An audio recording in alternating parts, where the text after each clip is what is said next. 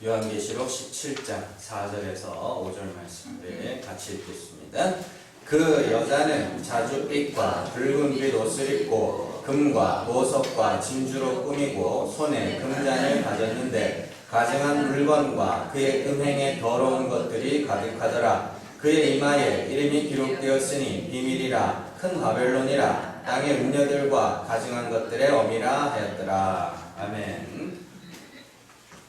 말씀 나누겠습니다. 요한계시록 96번째 시간입니다. 부자 되게 해주는 음녀입니다.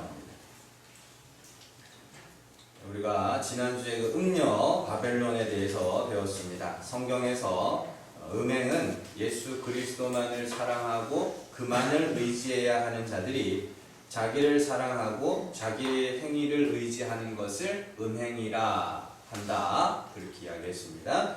그래서 십자가를 지고 예수를 따르는 것을 자기 목숨을 잃는 것이라고 이야기를 하는 것이고, 그들에게는 하늘의 생명이 주어지지만 자기 목숨을 지키는 자는 그죠? 영원한 사망으로 들어가게 되는 것이죠. 자기 목숨을 지킨다니까 나는 예수 위해서 죽을 거예요. 그래서 확 죽겠다 이런 이야기가 아니고, 십자가에 오르는 것 자체가 자기의 목숨을 잃는 거예요. 내가 저주받을 죄인이 맞습니다. 이게 자기 목숨을 잃는 거라고요. 그게 그에게는 하나님이 불쌍히 여기셔서 그들을 구원해 주시겠다는 이야기고, 그들은 그러나 이 땅에서 그 죽음을 경험하지 못한 자는 절대로 구원에 이르지 못한다는 뜻입니다. 그래서 음녀는 사람들을 그러한 음행에 빠지게 하는 가르침, 그죠? 십자가에 오르지 못하게 하는 가르침, 그런 것들을 말하고, 그 가르침이 버가모 교회와 두아디라 교회에 나타났죠. 그래서 교회에 와서 그 사람들이 꼬셔가지고 저 우상의 신전에 가서 막 음행을 저지르자, 그렇게 가르친 게 아니란 말입니다. 십자가만을 의지해야 될 자들이 자꾸만 자기 행위를 더하게 되는 것, 그게 진짜 음행이라니까요. 음녀를 바벨론이라고 하는 이유도 바벨탑 사건에서 보는 바와 같이 세상 모두가 스스로 하늘에 올라 자기 이름을 내고자 하는 것, 그게 진짜 음행이라고요. 그게 언어만 달라졌을 뿐, 하나님이 거기서 언어는 가르쳤죠. 그러면 그들의 마음은 어떻게 해요? 다 똑같다는 거 아닙니까? 그래서 동서고금을 막론하고 모든 철학과 지식들이 전부 한 방향을 향하고 있단 말이에요. 그래서 또한 붉은빛 짐승을 타고 있는데, 음녀가 붉은빛 짐승을 타고 있는데, 그 붉은빛 짐승은 예수 그리스도를 흉내내는 바다에서 올라온 짐승이라고 그랬죠. 그래서 예수도 말하고 십자가도 말하지만 결국에는 인간의 행위에 더 큰 가치를 두는 바벨론적 가르침, 그게 음녀예요. 자, 그래서 이 붉은빛 짐승을 탄 음녀를 만난 곳이 어디냐면 광야예요. 거기 한번 보세요. 오늘 말씀 3절, 17장 3절 보시면, 또 곧 성령으로 나를 데리고 어디로 갔다 그래요? 광야로 갔다 그래요. 그죠? 그래서 이 광야는 앞서 예수 그리스도를 잉태한 그 해로 옷 입은 여자가 1260일을 양육받던 곳입니다. 12장으로 한번 가요. 12장 5절에서 9절 말씀입니다. 12장 5절에서 9절 읽습니다. 그 여자가 여자가 아들을 낳으니 이는 장차 철장으로 만국을 다스릴 남자라. 그 아이를 하나님 앞과 그 보좌 앞으로 올려가더라. 그 여자가 광야로 도망하매 거기서 1260일 동안 그를 양육하기 위하여 하나님께서 예비하신 곳이 있더라. 하늘에 전쟁이 있으니 미가엘과 그의 사자들이 용과 더불어 싸울새 용과 그의 사자들도 싸우나 이기지 못하여 다시 하늘에서 그들이 있을 곳을 얻지 못한지라. 큰 용이 내쫓기니 옛 뱀 곧 마귀라고도 하고 사탄이라고도 하며 온 천하를 깨는 자라. 그가 땅으로 내쫓기니 그의 사자들도 그와 함께 내쫓기니라. 아멘. 이 이야기예요. 광야, 즉 해를 옷 입은 여자, 그래서 아들을 장차 찰장으로 만국을 다스릴 왕, 누가? 예수 그리스도죠. 시편 2편에 나오는 예수 그리스도를 잉태했다는 게 뭐예요? 내가 죄인인데 나는 그리스도를 말미암아 죄사함을 받아야 되는 그런 자구나. 이게 잉태한 거예요. 예수를 잉태한 거. 그들을 광야에서 하나님이 양육하시죠. 그 광야에서 양육이 무슨 양육이에요? 우리를 죽여가는 양육이에요. 그리스도의 가치, 하나님의 은혜의 크기를 배워가는 그런 양육이라고요. 그 하나님이 값없이 주신 구원이 얼마나 귀하고 값진 것인가를 배워가는 것이 광야의 양육 기간입니다. 그 기간 동안 성도들은 자신의 죄들을 더욱더 명확하게 알게 되며 그로 말미암아 영단번에 그 죄를 사하신 그리스도의 사랑의 크기를 배워가는 것이죠. 그런데 하늘에서 마귀가 땅으로 내쫓겨요. 그죠? 용, 옅뱀, 용, 마귀, 사탄. 예? 그래서 그들을 뭐라 그러냐면 천하를 꿰는 자 이렇게 부릅니다. 그 마귀가 뭐 하늘에서 뚝 떨어졌다 그런 이야기 안 해요. 정말 그거는 어려운 내용이기 때문에 제가 깊이 안 다루는 거고, 이미 거기서 끝난 거예요. 전쟁이. 그리스도와 마귀와의 전쟁이 이미 끝났고, 그게 역사 속에서 어떻게 펼쳐지는가를 하늘에서 땅으로 떨어졌다고 표현하는 겁니다. 어쨌든 그래서 그 용이 뭘 해요? 물을 토하죠. 물을 토하는데 땅이 입을 벌려서 그 물을 삼킨다고요. 그러면 오늘 우리가 17장에 나오는 음녀가 뭐 위에 앉아있다 그래요? 많은 물 위에 앉아있다 그러죠. 그게 뭔 말이겠어요? 용이 토하는 그 물이에요. 그 가르침, 천하를 꿰는 자.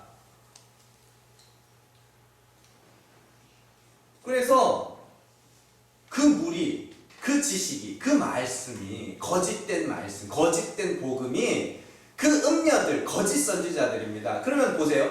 옅뱀은 뭐예요? 옅뱀은 마귀, 붉은 용이죠. 그리고 물에서 올라온 짐승이 붉은빛 짐승이라며요. 그리고 그걸 타고 있는 여자는 뭐예요? 거짓 선지자예요. 그들이 광야 어디요? 교회에서 뭘 한다고요? 용의 물을 쏟아낼 거라고요. 천하를 꿰는 용의 물을. 그러나 하나님이 택하신 자들은 절대 그 가르침에 넘어가지 않아 라는 의미로 땅이 입을 벌려서 그 물을 다 삼켜버리는 모습들이 나오는 거란 말입니다. 그러니까 복음만 증거돼야 되는 거예요. 교회에서는. 근데 복음에 뭔가를 자꾸 섞죠. 이렇게 뭔가 하나씩 섞고. 그래서 제가 이제 어제는 이제 토요일에는 청소를 해요. 사무실 거의 매주 이제 대청소처럼 하는데, 그래서 청소를 하면 이제 설교를 틀어놓고 이제 하다가, 어제는 이제 큰 교회 목사님들 설교 한 3-4편 들은 것 같아요. 그래서 틀어놓고 이렇게. 이제 지난주가 어린이 주일이었잖아요. 그죠? 교회에서는 어린이 주일. 근데 자녀를 어떻게 키워야 되는가에 대해서 그렇게 설교들을 하시죠. 근데 논어 있죠? 논어, 또 소학 이런 책들. 그건 똑같아요. 그거예요. 그거랑 똑같은 이야기를 해요. 그래서 저건 옛날 서당 가면 더 잘하는데, 저기 어디 그렇게 가르칠 거면은 저 안동 그 하회마을 이런 데 있잖아요. 거기 가가지고 한 일주일, 2주일 그 예절 교육 받고 오면 돼요. 그렇게 가르칠 거면. 교회에서는 그런 거 배우는데 아니란 말입니다. 자, 다소 복잡하고 어려울 수 있지만 이러한 환상과 계시가 현실 교회에 나타난 것이 서신서에 나타났죠. 그래서 마귀에게 장악당한 인간들은 스스로 생명나무를 따먹고 영생에 이르려 하고, 또 마귀에 장악당한 인간들은 스스로 하늘에 올라 자기 이름을 내려고 하는데, 근데 그들은 그래서 인간들의 행위에 많은 가치를 부여해요. 많은 가치를 부여하고, 또 그 행위로 구원에 더할 수 있다고 생각을 하고, 하나님은 그러한 인간의 행위에 많은 점수를 줄 것이라고 말을 합니다. 그리고 복음이 증거되어 그리스도를 믿게 된 교회 안에 그러한 가르침들이 이렇게 침투하는 거예요. 그래서 바울이 갈라디아서에서 내가 전한 복음과 다른 복음을 전하는 자들은 저주를 받을 거라 그러죠. 절대 섞여서는 안 돼요. 뭘 가르쳤는데? 할례와 율법을 가르쳤죠. 구원을 받기 위해 할례 자체가 나쁘다는 게 아니라 그건 좋은 것도 아니고 나쁜 것도 아니에요. 할례는 근데 그 할례를 갖고 구원의 근거로 삼겠다. 그것으로 내 믿음을 증명하겠다. 그게 나쁜 거라고요. 바울 당시에 교회를 혼잡하게 했던 복음은 예수도 믿고 율법도 지키고 할례도 받아야 구원에 이룰 수 있다라는 그런 가르침이었어요. 그들이 율법도 지키고 할례도 받아야 구원에 이르지 그렇게 안 가르쳤다니까요. 예수를 믿어야 구원에 이르는 건 맞는데 그래도 우리가 율법도 지키고 할례도 받아야 이렇게 가르친 거예요. 구원은 오직 그리스도를 믿음으로만 이룰 수 있습니다. 인간의 행위가 더해질 수도 없으며 더해져서도 안 돼요. 왜냐하면 하나님은 죽은 자를 살리시는 하나님이기 때문에, 그래서 하나님이 홀로 영광을 받으셔야 되는 분이기 때문에 절대로 우리에게 어떤 구원의 조건이 있어서는 안 된다는 소리예요. 구원의 목적은 인간의 착한 삶을 칭찬하기 위함이 아니라 하나님의 은혜의 풍성함을 나타내는 거예요. 내 은혜가 얼마나 큰지를 봐라. 내 사랑과 긍휼이 얼마나 엄청난 것인가를 배워라. 그게 구원의 목적이라니까요. 쉽게 예를 들어서 이스라엘 백성들이 광야 생활을 끝내고 가나안 정복 전쟁을 치르기 전에 하나님께서 그들에게 할례를 받게 하십니다. 가나안 정복 전쟁을 치르기 직전에. 그런데 그들이 할례를 받는 이유에 대해서 성경은 그들의 군사가 다 죽었기 때문이라 그래요. 전쟁을 치르기 위해서는 군사가 있어야 됩니다. 그죠? 군사가 있어야 되는데 군사가 다 죽었대요. 그래서 할례를 받는데요. 왜 그렇겠어요? 그렇게 군사가 없었기 때문에 하나님은 그들에게 할례를 받게 하세요. 이게 뭐냐면 우리는 군사가 없어서 스스로는 전쟁을 치를 수 없는 자라는 것을 몸에다가 새겨주신 거예요. 무슨 말인지 잘 이해를 하셔야 됩니다. 단순히 가나안을 정복하는 것만이 목적이라면 하나님이 굳이 군사를 광야에서 다 죽이실 필요가 없어요. 가나안 정복 전쟁의 목적은 인간의 수고와 노력과 힘이 아니라 오직 하나님의 은혜로 그 땅이 우리에게 주어졌음을 알도록 하기 위해서 그 땅을 정복하는 게 목적이 아니었다고요. 내가 줬다라는 걸 가르쳐주고 싶었던 거야, 하나님이. 내가 줬어? 여호수아 24장으로 한번 가보세요. 여호수아 24장 14절, 16절에서 18절입니다. 여호수아 24장 16절에 18절.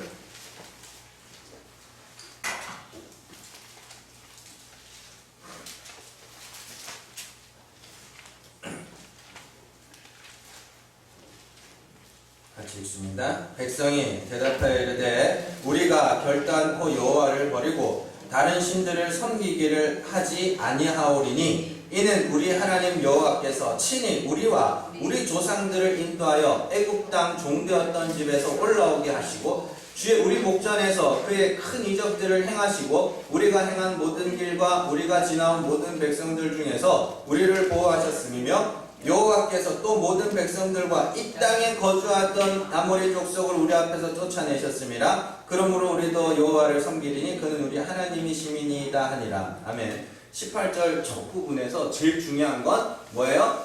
여호와께서예요. 여호와께서, 이게 중요한 거라고. 주어가 중요한 거라고요. 이스라엘 백성들이 전쟁을 치르고 이제 땅 분배를 다 끝내고 난 다음에, 여호수아 마지막 부 다 전쟁도 끝나고 땅 분배도 다 끝났어요. 그리고 나서 수고했다, 아이고 수고했어 이게 아니라 상식적으로 생각을 하셔야 돼요. 여러분들 뭐 교회에서 이런 예배당 청사 같은 거 이런 거 해도 뭐 해요? 아유 수고했다고, 힘들었다, 수고했다고 그러잖아요. 서로의 노고를 취하하고 그러잖아요. 그런데 그게 아니고 여호와께서 이 땅을 얻게 하셨구나. 이게 끝이라니까요. 이게 완성이라니까요. 수고했다. 아유 이게 여호수아 때문에, 아유 이게 갈렙 때문에가 아니고 여호와께서 물리치신 거구나. 하나님이 그걸 알도록 하기 위해서 군사를 다 죽이신 거예요. 그래서 그 가운데 아이성 전투의 이야기가 들어있는 거예요. 아이성의 전투. 성경은 아이성에 대해서 소수라고 하고 작은 성이라고 이야기하는 거예요. 작다는 이야기. 여호수아 7장을 한번 봐요. 7장 1절에서 5절 보세요. 여호수아 7장 1절에서 5절.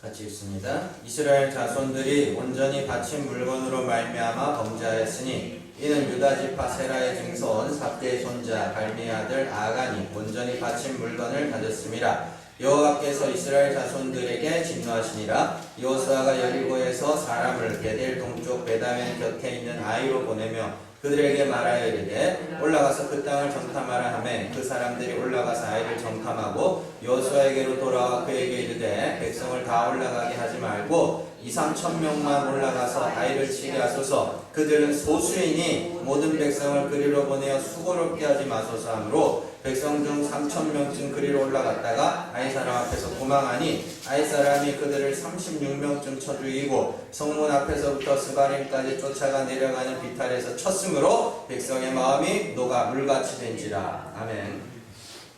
아간이 온전히 바친 물건의 이야기가 등장하고, 온전히 바친 물건, 여리고성 전투 바로 다음이니까 여리고성에서 나오는 모든 것들은 다 불태워 하나님께 바치라고 했단 말이에요. 그러니까 그 중에 일부를 아간이 훔친 이야기가 잠깐 등장하고 그 이후에 아이성의 이야기가 나옵니다. 여러분들, 아간이 온전히 바친 물건을 훔친 것은 단순히 하나님이 다 불태우라고 했는데 불태우지 않아가지고 하나님이 이 새끼가 말도 안 들어 이러면서 그렇게 그를 치신 그런 이야기가 아니에요. 단순히 그런 이야기가 아니라고요. 근데 고대시대 전리품은요, 승리한 자가 갖는 거예요.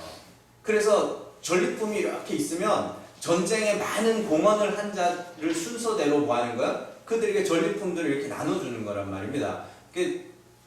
그런데 여리고성 전투에서 얻은 모든 전리품을 불태워서 하나님께 바치라고 한 것은 여리고성 전투는 100% 누구의 공로, 100% 하나님의 공로라는 것을 인정하라는 의미였어요. 그건 단순하게 너 내 말 안 들으면 죽인다 이게 아니고, 그런데 아간이 그걸 훔쳤다는 건 내가 그 전쟁에 뭔가를 했다는 이야기예요. 그 마음을 갖고 있었다는 이야기예요. 그래서 여러분들, 아브라함이 집에서 기른 자 318명을 데리고 가서 이 소돔 땅에 쳐들어온 그 바벨론에서 건너온 사람들 있잖아요. 그 연합군들이거든요. 그걸 쫓아가가지고 쳤을 때 아브라함이 전리품을 하나도 안 가집니다. 하나도 안 가져요. 왜 안 가져요?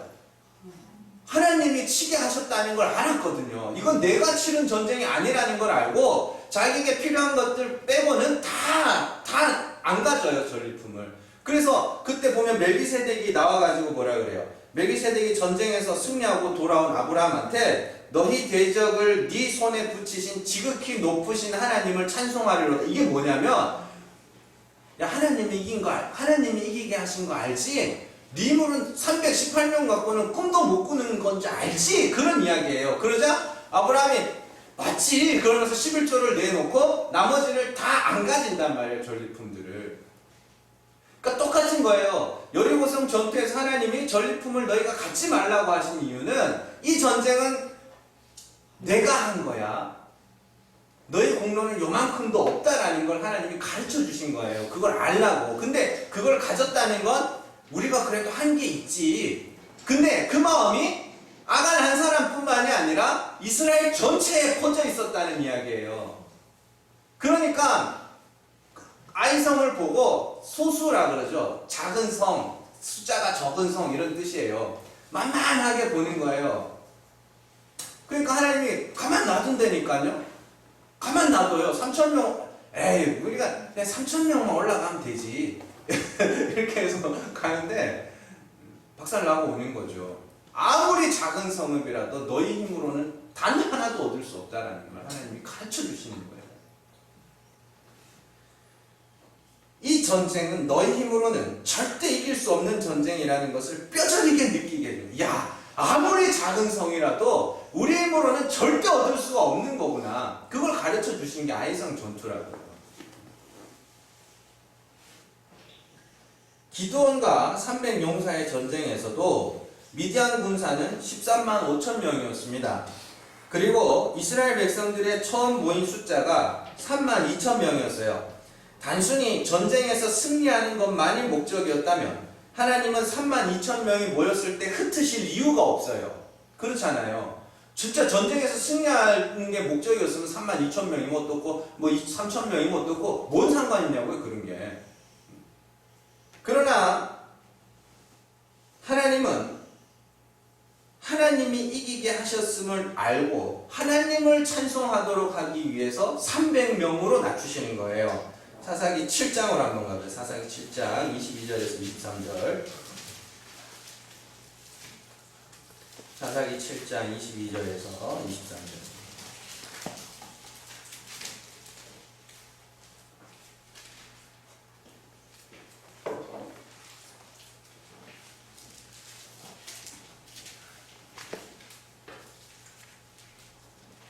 (8장입니다) 8장 죄송합니다. 8장 22절에서 23절.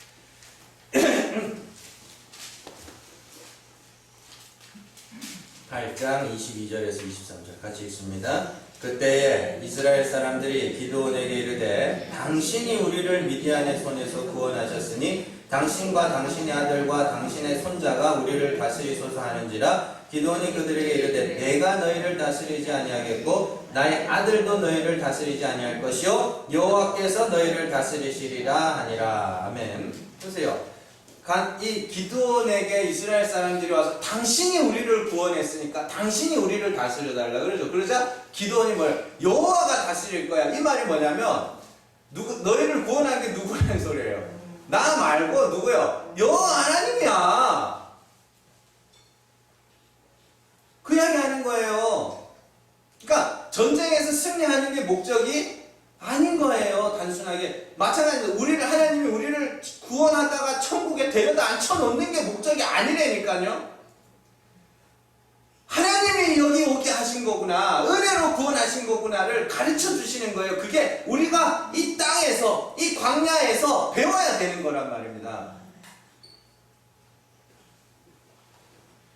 그런데 그 와중에 하나님께 돌아가야 할 찬송을 도둑질하기 위해 나타난 자들이 있어요. 사사기 8장 1절로 한번 가봅니다. 1절에서 3절. 사사기 8장 1절에서 3절입니다. 같이 읽습니다. 에브라임 사람들이 기드온에게 이르되 내가 미디안과 싸우러 갈 때에 우리를 부르지 아니하였으니 우리를 이같이 대접함은 어찌 됨이냐 하고 그와 크게 다투는지라. 기드온이 그들에게 이르되 내가 이제 행한 일이 너희가 한 것에 비교되겠느냐? 에브라임이 끝물 포도가 아비셀의 만물 포도보다 낫지 아니하냐? 하나님이 미디안의 방백 오렙과 스앱을 너희 손에 넘겨주셨으니 내가 한 일이 어찌 능히 너희가 한 것에 비교되겠느냐 하니라. 기드온이 이 말을 하매 그때에 그들의 노여움이 풀리니라. 아멘. 잘 보세요. 전쟁하고 있는 중이거든요. 그러면 보세요. 하나님이 다 이기게 하셨고 300명 갖고 14만 5천 어떻게 이기냐고요. 근데 하나님이 오직 하나님의 능력으로 전쟁에서 승리하게 하시고 막 그런 도망가고 하는 와중에 오렙과 스앱이 이제 에브라임에 가서 죽게 되거든요. 근데 에브라임 사람들이 와가지고 뭐라 그러냐면 왜 우리 안 불렀어? 그렇게 이야기해요. 왜 우리 안 불렀어? 그래서 기드온이 오렙과 스앱이라는 그 미디안 방백을 죽인 일을 갖고 야, 너네가 한 일이 내가 한 일보다 훨씬 크지. 이렇게 이야기하는 그들의 분이 풀렸다 그러죠. 그 뭐예요? 그들이 결국에 뭐 하고 싶었다는 거예요? 인정받고 싶었다는 거예요. 나중에 입다한테도 이러거든요. 입다 장군 때도. 그때 입다는 참지 않아요. 입다는 참지 않고 다 죽여버려요. 그래서 그 유명한 그 시볼렛 사건 있잖아요. 시볼렛 하는 거. 그게 이 에브라임 지파예요. 왜 우리 안 불렀어? 전쟁하는데 왜 우리 안 불렀어? 그랬더니 이따가 열받아 다 죽여버려요.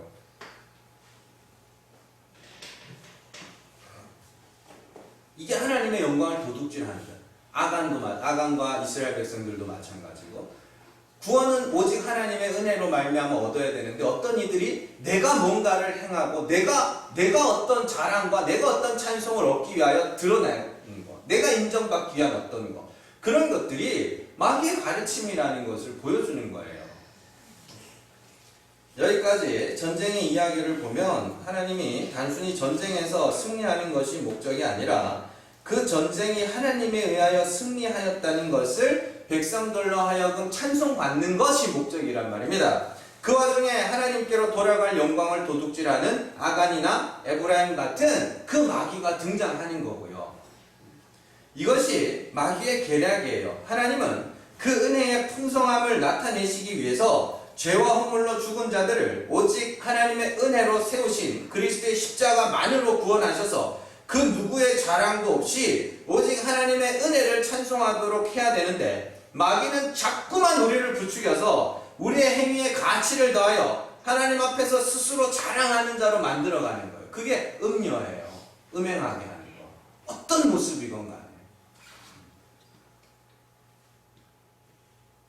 아니 여러분들, 오직 예수로만 구원하시는 거예요. 은혜로만 구원. 왜요? 그리고 그 구원받은 자들에게 나는 아니구나. 이게 광야의 양육이라니까요. 나는 아니구나. 야, 이게 하나님이 은혜로만 구원하실 수밖에 없는 그런 자구나 내가. 그걸 잘 배워서 가는 건데 똑같은 그 광야에 누가요? 용이 옛뱀이 음녀가 와서 물을 흘리는 거예요. 자꾸만.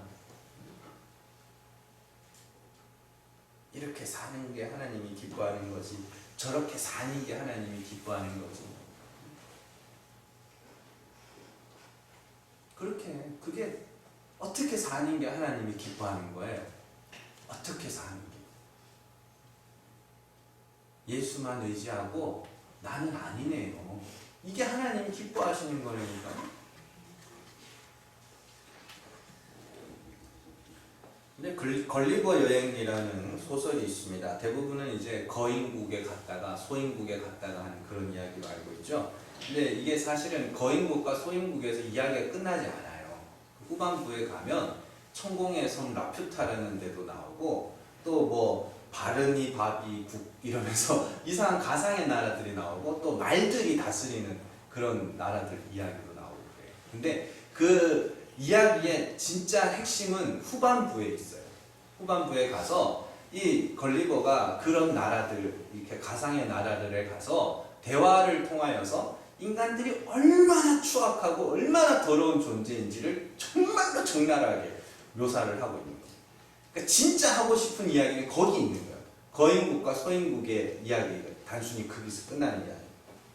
그 책이 1726년에 처음 출판됐을 때 영국에서는 그 책을 금서로 규정하여서 사람들에게 읽지 못하게 했어요. 왜냐하면 정부에 대한 비판이 있었기 때문이기는 하지만 오늘날도 마찬가지죠. 우리가 왜 걸리버 여행기 그러면 소인국과 뭐 거인국 왜 여기서 끝나는 것 같으세요? 그 뒤에 그 인간의 추악함을 사람들이 보고 싶지 않은 거예요.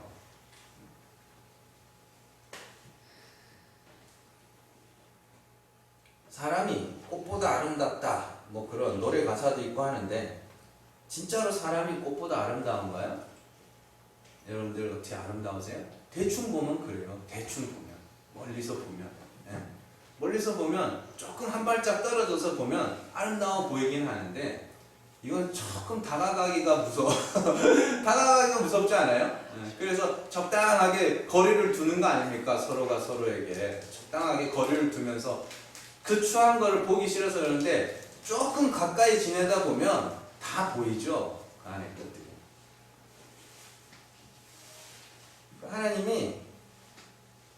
하나님은 그 마음의 생각과 계획을 밝히셔서 오직 예수 그리스도만 의지하는 자로 만들어내세요. 그래서 이렇게 저주받아 죽어야 할 죄인이 하나님의 은혜로 구원에 이르게 되었음을 찬송하게 하는 것이 하나님의 계획이고, 마귀는 끊임없이 우리를 충동하여 너희는 아름다운 자이며 너희는 가치 있는 자이며 너희는 의롭고 거룩하고 존귀할 수 있는 존재들이라고 부추겨요. 그게 마귀의 가르침인데 그게 하나님의 가르침인 줄 안다니까요. 아닙니다, 여러분들. 우리는 그리스도와 떨어지는 순간 그저 티끌 같은 저주받은 흙덩어리 같은 존재들에 불과해요.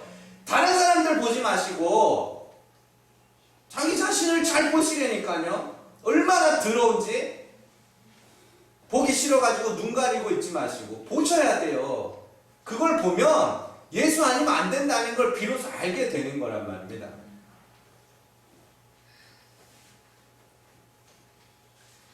오늘 말씀을 잘 보시면 음녀 바벨론의 그 모양에 대해서 설명하고 있습니다. 그 여자는 자줏빛과 붉은빛 옷을 입고 금과 보석과 진주로 꾸미고 손에 금잔을 가졌는데 그 안에 가증한 물건과 그의 음행에 더러운 것이 가득하다고 이야기합니다. 여기에 기록된 자줏빛 옷, 붉은빛, 보석 이런 것들은 인간들이 가치 있게 여기는 것들이며 인간들이 자기를 꾸밀 때 사용하는 것인데 곧 18장으로 가면 이게 무슨 일을 하는가 한번 보세요. 18장 15절에서 17절 18장 15절에서 17절 한번 보세요.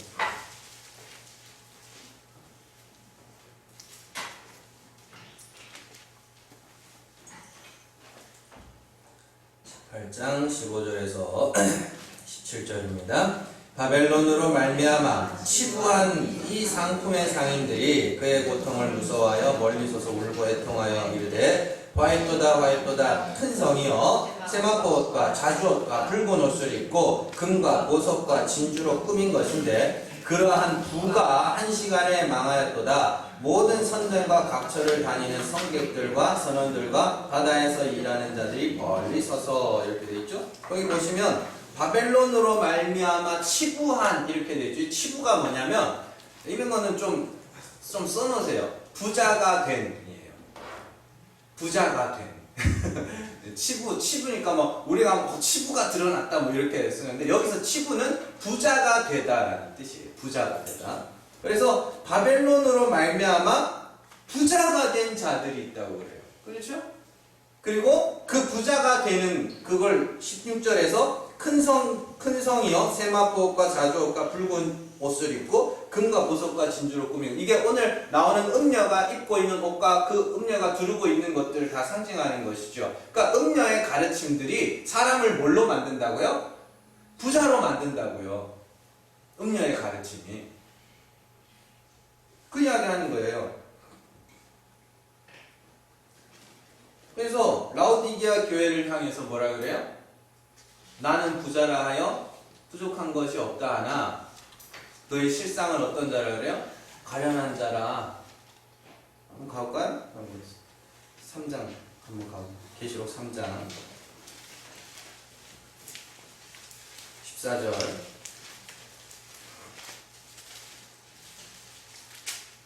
17절부터 17절에서 19절까지 17절에서 19절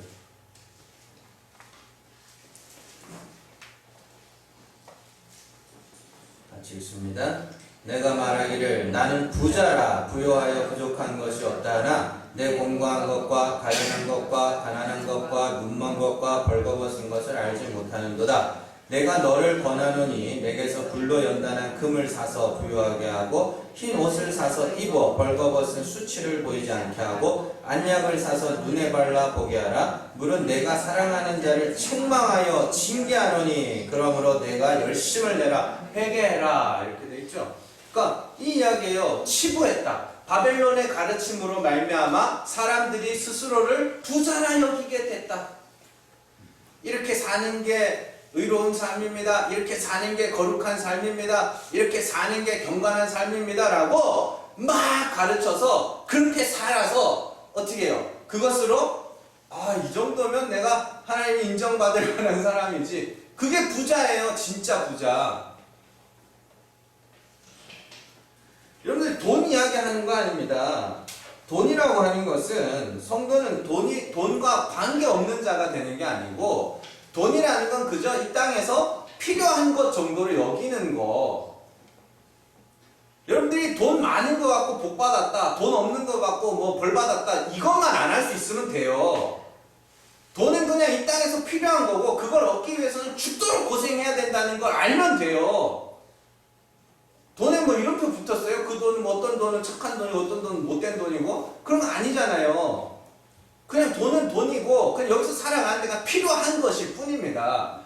또 가끔씩은 그게 얼마나 사람을 더럽게 만드는지를 배워가면서 진짜 돈 몇 푼에 정말로 자기 가족이고 뭐고 다 버릴 수 있는 그런 모습들 보면서 야, 돈이라는 게 이게 참 내가 의지할 만한 게 아니구나. 그냥 이 땅에서 그냥 살아야 되니까 필요한 거지 그 이상도 그 이하도 아니구나. 그걸 알면 되는 거고 진짜 부자는 따로 있단 말이에요.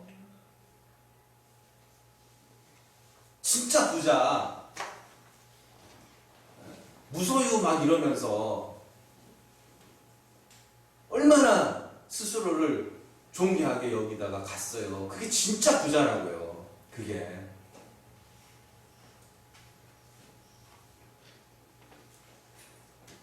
세상은 인간의 행위를 보석처럼 여기지만 우리의 보석은 하늘로부터 내려오신 예수 그리스도이심을 알아야 돼요.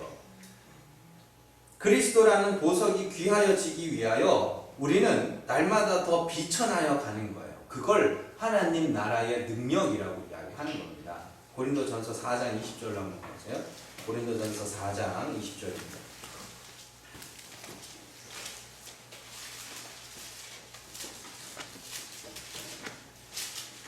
고린도전서 4장 20절 같이 읽습니다. 하나님의 나라는 말에 있지 아니하고 오직 능력에 있습니다. 아멘. 하나님 나라, 여기 통치라는, 하나님 나라는 통치예요. 하나님의 나라는 말에 있지 아니하고 능력에 있다라고 합니다. 그러면 그 능력이 뭐냐? 그 10절로 한번 가보세요.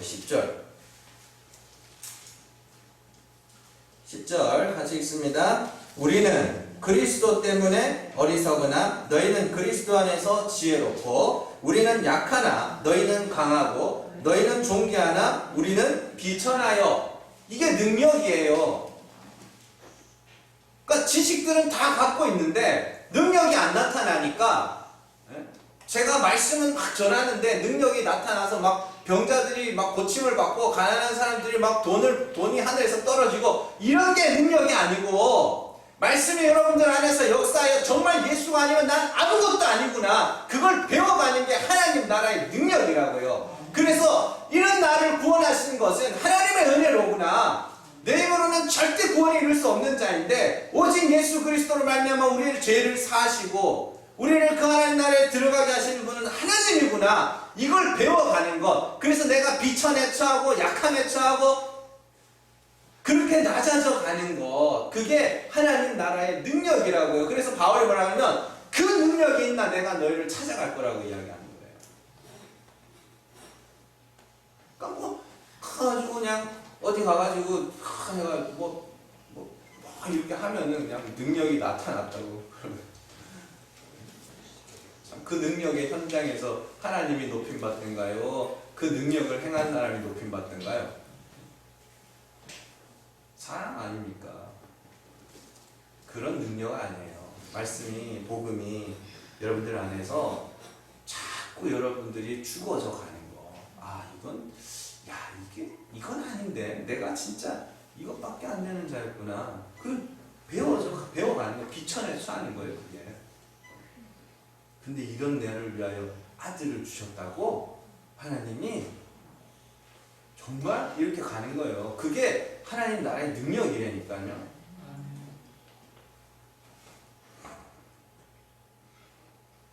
여러분들, 우리의 겉사람은 점점 겉사람이 나합니다. 나. 우리의 겉사람은 점점 썩어가야 맞아요. 썩어가야 맞고 그 속사람 그리스도는 내가 썩어져 갈수록 점점 내 안에서 새로워지는 거예요. 그런 거예요. 그래서 그 바벨론 음녀의 이마에 이름이 새겨져 있는데 비밀이라 바벨론이라 음녀와 가증한 것들의 어미 이렇게 돼 있죠. 그리고 그에게서 말씀을 받은 자들이 이마에 666을 새기는데 그게 사실은 누구 이름이라 그랬어요? 내 이름이라 그랬죠. 내 이름. 그러나 하늘의 14만 4천은 그 이마에 뭐가 있어요? 하나님과 어린 양의 이름이 새겨져 있다고 그러잖아요. 그럼 내 이름은요? 없어져야 되는 거예요. 그렇게 이마에 자기 이름을 새긴 자들은 그때부터 어떤 일이 생기느냐? 증인들의 피, 성도들의 피, 그들이 전하는 복음을 비방하고 회개치 않으며 그들의 가르침을 무시하는데 말도 안 되는 소리 하고 있어. 사람이 참 의롭게 살고 우리가 의로워져야지. 여러분들 그 이끼라는 영화 있어요. 이끼는 원래 이제 뭐 만화가 원작인데 그 이끼라는 영화에 보면 그 저기 뭐야 허준호 씨가 연기한 그 저기 기도원에서 사람들 다 자기 사람으로 만든 그 사람들 그 대사를 잘 보세요.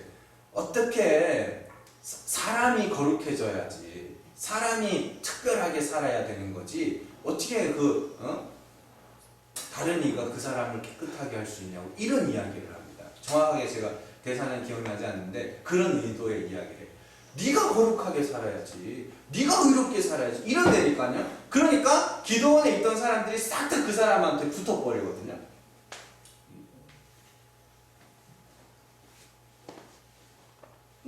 마찬가지예요. 아닙니다. 우리는 안 돼요. 한번 해보셔야 돼요. 그래서 제가 말씀드리지만 해보셔야 돼요. 정말로 내가 거룩하게 완전하게 살 수 있는가 해보셔야 돼요. 열심히 해보셔야 돼요. 그리고 거기서 야 이거 예수 아니면 진짜 안 되는구나. 그걸 배우셔야 된다고요. 하나님이 그의 크신 은혜로 우리의 죄를 사하시고 그리스도로 말미암아 하나님의 아들이 되는 신령한 복을 주신 이유는 그의 은혜의 풍성함을 찬송하도록 하기 위함입니다. 이게 창세전 언약이죠. 하나님이 300을 들어 13만 5천을 치신 이유도 아무도 군사가 없는 이스라엘을 들어 가나안을 정복하게 하신 것도 그의 영광을 찬송하도록 하기 위함입니다. 그래서 성도는 날마다 약함으로 비천함으로 처하게 되는 거예요. 진짜 뭐 우리가 비천하게 산다는 그런 이야기가 아니라 스스로가 그렇게 인식하게 된다는 소리예요. 구원의 목적이 있는 것이 아니라 하나님의 은혜의 풍성함을 드러내는 것이 목적이라는 걸 잘 아셔야 돼요. 그것이 하나님의 통치 아래에 있는 성도들에게 나타나는 하나님의 능력, 말씀의 능력이에요.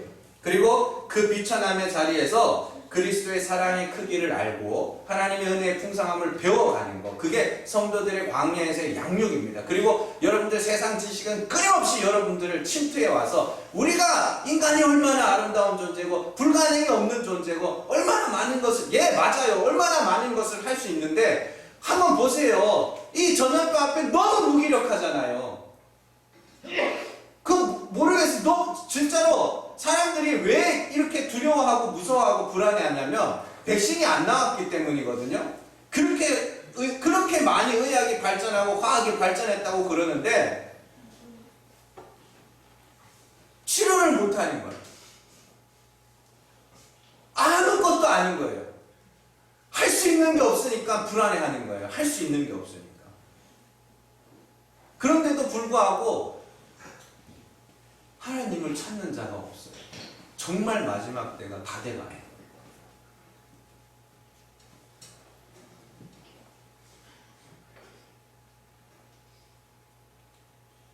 성도는 그 그리스도라는 한 송이 꽃을 나타내기 위하여 샤론의 꽃 예수 이렇게 부르죠. 샤론이 뭐냐면 그 광야입니다. 그 유대 광야, 유대 땅고, 유대 지역고 아래에 있는 샤론 광야 있어요. 광야 꽃이, 샤론의 꽃 한 송이가 드러나기 위하여 다른 모든 것들이 다 뭐야? 광야가 되는 거죠. 우리는 그런 그리스도가 돋보이도록 하기 위한 그런 배경 같은 자들이에요. 근데 그게 막 억울하고 분하고 그게 아니라 그게 원래 우리 자리예요. 원래 있어야 될 자리.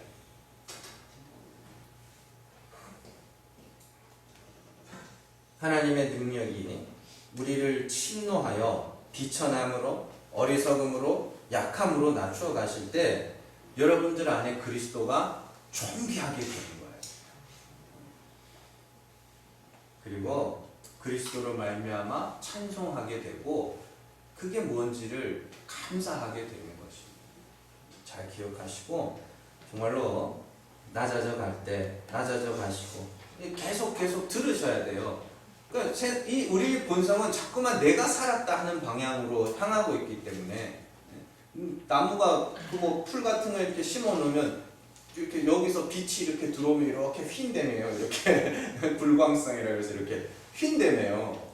우리의 마음은 늘 그렇게 내가 살았다 하는 방향으로 가기 때문에 그래서 히브리서에 보면 오늘이라 일컫는 날 동안 매일같이 그 복음을 들으라고 그러는 거예요. 듣고 또 듣고 듣고 또 듣고 하시면서 정말로 그리스도가 존귀하게 돼야 되는 거구나. 그거를 늘 확인하시고 기억하시고 또 여러분들의 삶을 바라보는 눈도 내가 이렇게 했는데가 아니라 이게 참 내가 부족하고 연약하고 참 죄 많은 인생인데 이런 죄인을 그리스도를 말미암아 구원하셔서 하나님이 찬송받으시기를 원하시는구나.